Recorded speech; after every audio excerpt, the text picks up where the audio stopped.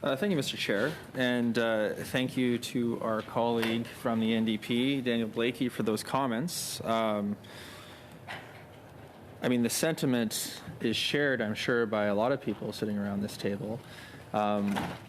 We all work very hard throughout our ridings to gain the respect of our constituents, knock on doors, have conversations, attend events, do a lot of hard work. Everybody does. Conservatives, the NDP, Bloc, Liberal members, to be able to have the privilege to sit at this table.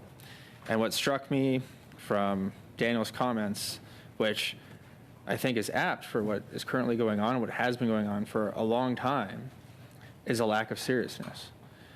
And you can trace that lack of seriousness all the way back to the first critic that I worked with here at Finance Committee, which was Pierre Poilievre.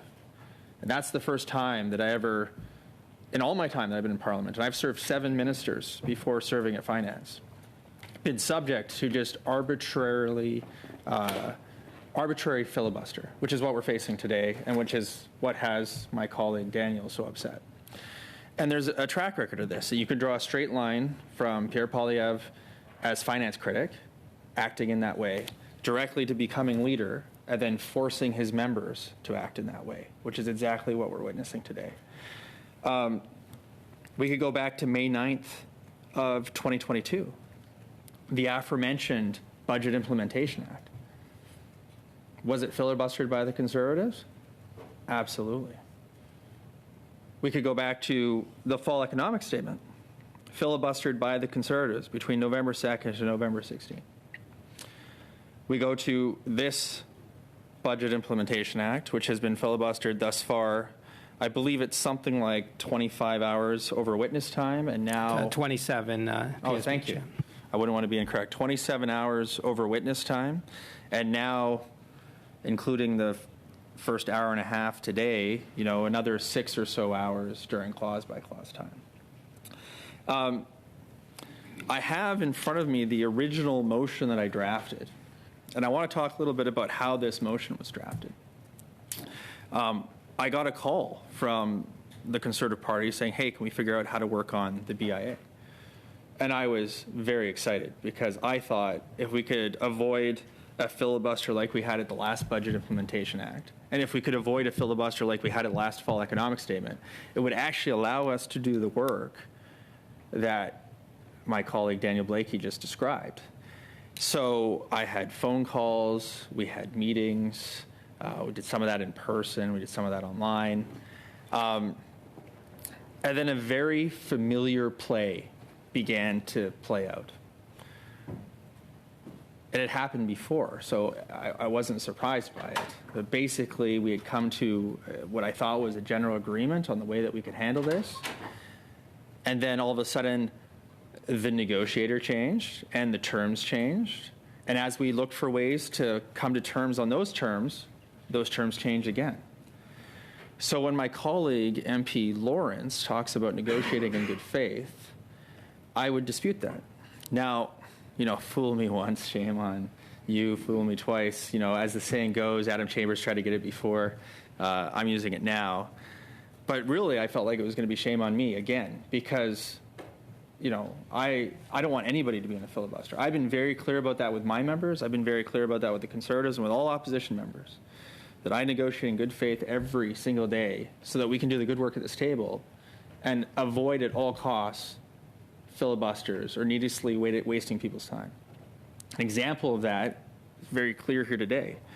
Mr. Morantz in his speech talked about the great testimony from Ms. Lindsay Guire. Well, he's not in the room, so he probably doesn't know, but that person, as well as a number of very articulate and hardworking professionals from the Department of Finance are here to work on clause by clause and to answer some of those specific questions that were included in Mr. Morantz's filibuster. But his very act is preventing those officials from doing their job and making sure that we're passing the best Budget Implementation Act possible. Now, Mr. Lawrence complained yesterday. I think he logged a good 4.5 hours yesterday. It was quite the show. And when we talk about a lack of seriousness, that comes from a couple different places. Sometimes it's the content of what we're actually discussing versus what we should be discussing. Sometimes it's members serving wine, in the committee room instead of having, the good discussion that we should be having on the budget that's supposed to be helping Canadians. But in this particular case, I spent a lot of time talking about the good faith of getting at least 20 hours of study prior to being able to begin clause by clause. I agree that we should get at least 20 hours. That's certainly what we set in the previous BIA. That's what we set in the fall economic statement. We want witnesses to come. And heck, if we weren't subject to filibuster, we could do well beyond 20 hours. We've proven that, right? It's not like the members here aren't willing to work. We've shown up, I think we got to be 40-something hours now doing nothing, except listening to the Conservatives talk about fish and Elvers and whatever they can fill the time with, reading handbooks, et cetera. That's what we've been listening to. We've actually today we have officials here. Previously, we had food banks. We had chambers of commerce. All the people that Mr. Morantz talked about, veterans, people that could have talked about money laundering, chambers of commerce, Indigenous individuals, people that could talk about the RESPs, people that represented disability groups. All those people could have been slated to appear.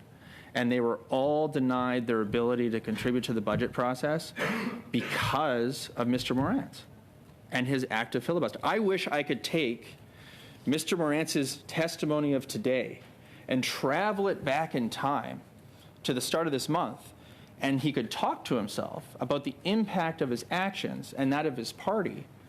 What happens when you filibuster needlessly and not for any real point? The point was quite clear. The point is to obstruct the bill and to prevent it from passing, or at least to delay it as long as possible. Mr.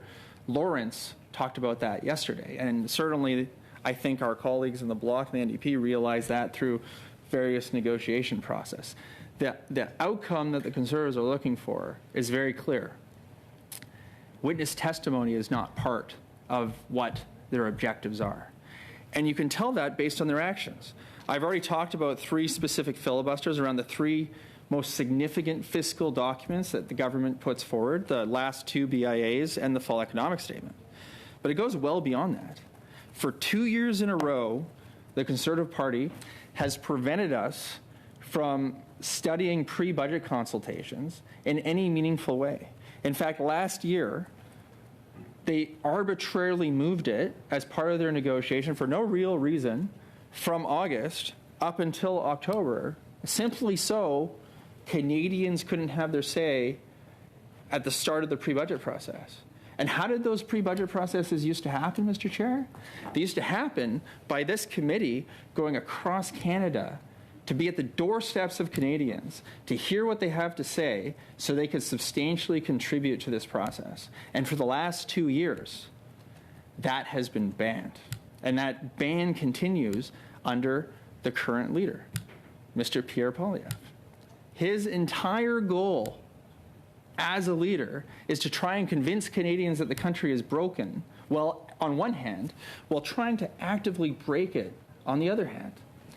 Mr. Chambers said today, as a point of order, that he was scared that his colleagues might think he's too moderate. He supports a leader that is actively trying to fire an independent officer, the governor of the Bank of Canada. That is an independent institution that has been in place for more than a generation, that has served Canadians so well, put us in the position that we're in, to be able to outperform our peers in other economies. And the current leader of the opposition, if he ever gets into the Prime Minister's chair, wants to fire that individual, not for good reason, but because it's part of his strategy. That is the strategy that Mr. Adam Chambers is supporting. So fear not, good sir. Nobody is ever going to suggest that you're moderate, as long as you support a leader that uses these types of undemocratic tactics, not as a measure of last resort, but as the first thing that he goes to when acting. It's just what he's learned since he's been here. So going back to my interaction with Mr. Lawrence and this original motion, I have the original copy. It's dated May 1st, 2023. And this was a consensus document that was written by having conversations with members of the Conservative Party, members of the Bloc, and members of the NDP, as well as our own Liberal caucus. And unlike the previous BIA and the previous FES, where I thought I could take the Conservatives at their word, every time they made an offer, I made sure that those offers were shared with the Bloc and the NDP, so that if the goalposts changed, that they would understand that somebody was trying to put the wool over our eyes and that they were, in fact, not negotiating in good faith. Later on, when we finally resolved this is how it got resolved. We had this exact motion, as well as the unanimous consent wording that we had spoken into the record. And Mr. Lawrence sat next to me and went line by line to make sure that he agreed with every single point that was in here, asking questions along the way. And in fact, he asked me specifically about the 20 hours of study. And could we change the language to guarantee that 20 hours of study before we move to clause by clause? To which I definitively said, no, I can't do that, because how many hours of study we get depends on how much time the whips can get together for committee resources. But it is our essential that we could get over 20 hours, because that's what we originally said back in April, over a month ago. And he read this passage, might have read it a couple of times, and agreed that this actually substantially does what we want. And then we added Gabrielle's clause, which made sure that we did 10 hours before the end of the week. That particular passage reads, it's item D, subject to the approval of the recognized party whips and the availability of meeting slots from the House of Commons, the committee hold as many additional meetings as possible with the goal of accomplishing at least 20 hours of study prior to the beginning of clause-by-clause consideration of the bill. Now, I'm not in charge of getting committee time or understanding the resources and how they are, but my understanding is we canceled a large number of other committees. So the Conservatives not only obstructed here by filibustering and continuing to filibuster, but they've obstructed the Proc committee. They've obstructed, I don't know the full list, but it's many, many committee meetings that have been canceled while we've listened to the Conservatives talk about nothing. So I would agree, finally, with Daniel's last point, which was all the Conservatives are doing by continuing this filibuster is proving the fact that they intend to do nothing except obstruct for obstruction's sake. There is no interest to hear from Canadians. They were here. The Conservatives kicked them out. There is no interest to hear from officials. They are here. They've been here for 6 or 7 hours. They've gone through 2 clauses. Otherwise, we've been listening to various, whatever the Conservatives could think of to fill the time. And you don't have to take my word for it. That's the great thing about parliamentary democracy and the systems that we have set up in Canada. You can go and review the tapes. Everything that I talk about has been on video. Then they come on Wednesday. They don't talk to our chair about how they want more witness testimony on Friday when we dismissed our last witnesses. They don't talk to the Parliamentary Secretary of Finance about how they want more witnesses on Saturday or on Sunday. They don't send a text message or say anything on Monday or Tuesday. No.